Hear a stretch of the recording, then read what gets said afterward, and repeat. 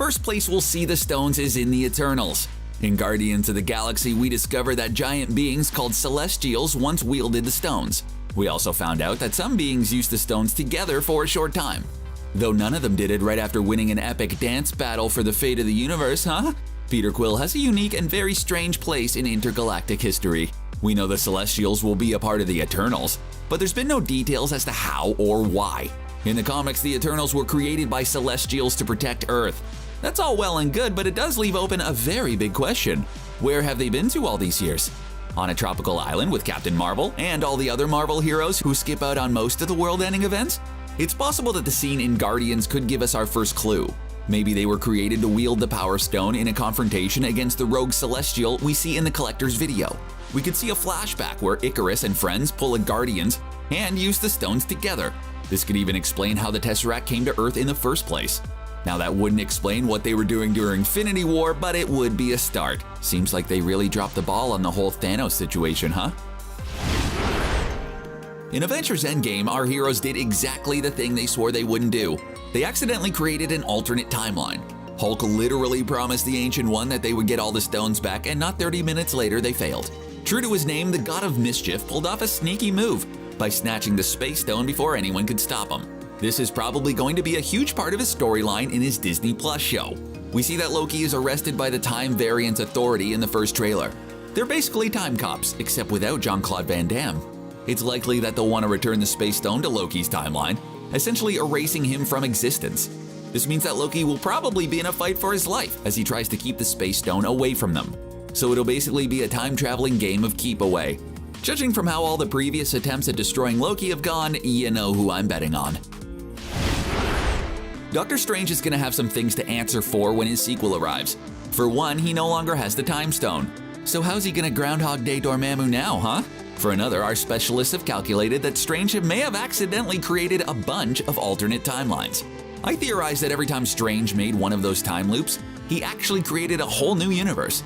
That means that the multiverse of madness might actually be all Doctor Strange's fault. Haha, I figured it out, folks. See, Dad, I told you a master's degree in fictional geology wasn't a bad move. In order to fix all that chaos and prevent Dormammu destroying existence, he'll probably have to enlist help from the only person he can really trust, himself. Oh, feels so good, doesn't it? His trip through the multiverse might lead him to an alternate Doctor Strange who still has the Time Stone. It could even be like a whole Rick and Morty style situation, where there's a whole citadel filled with alternate versions of Strange. If there's not at least one timeline where Doctor Strange meets Benedict Cumberbatch's Sherlock, why even make the movie, really? The Guardians of the Galaxy are in a weird place since the events of Infinity War and Endgame. For starters, Peter Quill is kinda sorta responsible for half of all life in the universe going out. You think he'll make one of those public apologies like NBA players have to do? The other weird thing is that there's an alternate universe Gamora running around who has no idea who Peter Quill and the Asgardians of the Galaxy are. It's probably safe to assume that Gamora is going to get those memories back, but how? Well, we really never got a good explanation as to what the Soul Stone did exactly. It only appeared to those who sacrificed someone they love, but we never found out what powers it had.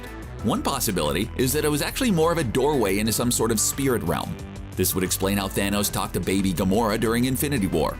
This could also be the same realm we see T'Challa and Killmonger go to when they want to talk to their fathers. Maybe Quill and company figure out some way to take Gamora to this realm to reclaim her memories. They could even create some sort of artificial soul stone just to make the trip. Don't ever doubt Rocket's engineering skills. He built a weapon capable of destroying a moon out of scraps from Peter Quill's ship. Even Tony Stark couldn't do that. Dude, you're embarrassing me in front of the wizards. I'm sorry, Natalie Portman is going to be the new Thor, and that is really exciting. It's confusing, but it's still exciting. The franchise pretty much wrote Jane Foster out of the action in Thor Ragnarok, so it's unclear how she gets brought back into the fray. Foster was a pretty ordinary person aside from her terrible driving skills and inability to do her dishes. How does that path lead her to become a superhero god? Well, the one weird thing that did happen to Jane is that once she merged with the Reality Stone. Though it was a lot more like reality goo if we're being honest.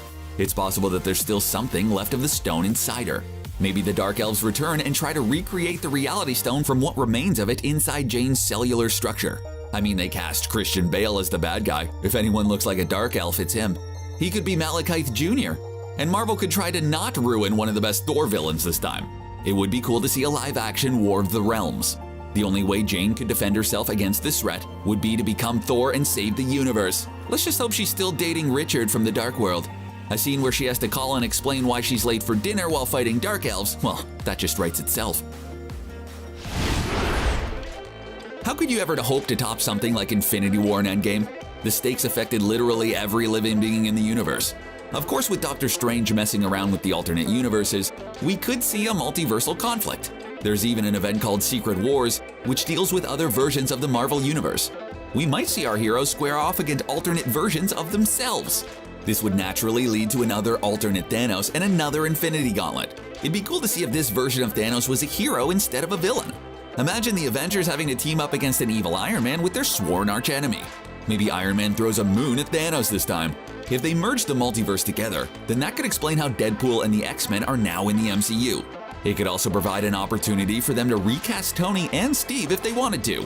Oh, sorry, it looks like Robert Downey Jr.'s lawyer just contacted us and told us that won't be happening.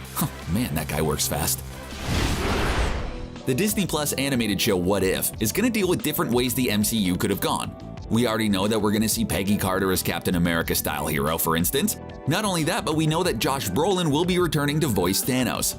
The most likely Thanos story they would tell is an alternate future where Thanos actually wins.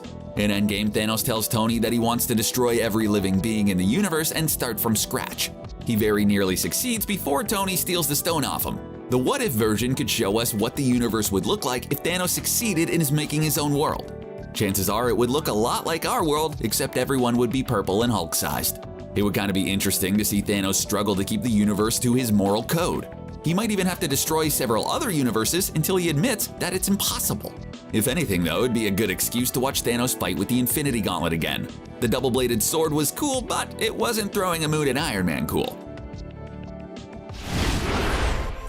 WandaVision might be the craziest superhero show since Legion went off the air. It looks to be a reality-bending romp that'll put Wanda and the resurrected Vision into all sorts of wacky sitcom hijinks. Of course, there's a terrifying implication there, beyond Wanda turning the world into an episode of I Love Lucy. If she brings back Vision, wouldn't she have to bring back the Mind Stone?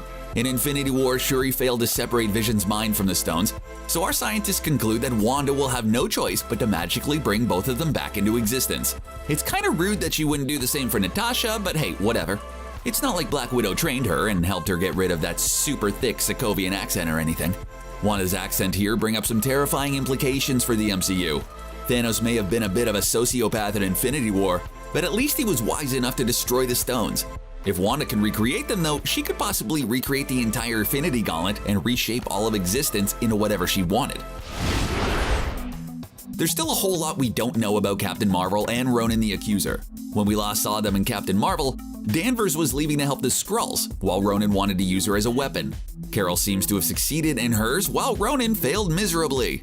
He went from a respected general to a crazy terrorist. You know there's a story there. It's likely that Captain Marvel 2 will tell that story, which might lead into another Marvel film. If Ronan fails to secure the superhero formerly known as Vers, where would he turn next? That's right, to Thanos and the mystical Power Stone. Captain Marvel 2 might show us how Ronan fell in with the Mad Titan and started his treasure hunt for the famous weapon. Maybe it'll also explain why he wears so much makeup in Guardians, because I've been wondering that for a while now. There's one part of Endgame that MCU fans just can't stop obsessing over. Steve Rogers' trip through time. Delivering Infinity Stones back to their proper place sounds like a movie all on its own. The show What If could provide the perfect way to tell this story. That means we'd get to see Cap meet the Ancient One and possibly go on an adventure with her using the Time Stone. Then he'd get to sneak into Guardians of the Galaxy, where he'd have a place the Power Stone back where it belongs before Quill dances his way to it. If that wasn't enough for you, then he'd have to go to Asgard to return the Reality Stone and Mjolnir during a Dark Elf invasion. And the main event would come when it's time for Cap to visit Vormir. Can you imagine how shocked he would be to find that the Red Skull is alive and is cursed? Honestly, why even have Red Skull there if you aren't gonna have Cap find him? Of course, the finale would feature him returning the Space Stone in the past. We finally get to see Peggy and Steve reunite. Come on, Disney, you literally made a show about how you made one of your other shows. You've gotta give us this one.